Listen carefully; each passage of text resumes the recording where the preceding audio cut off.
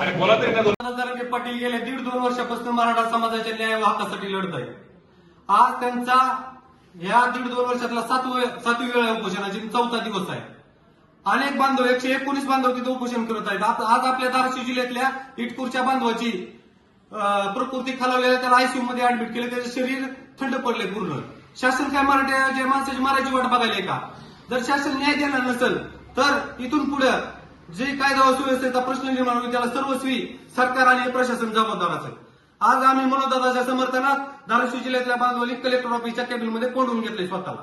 जर मनोजदादाच्या उपोषणाची दखल घेतली नाही तर आम्ही यातून बाहेर निघणार नाही. याची दक्षता या शासनानं प्रशासनानं घ्यावी.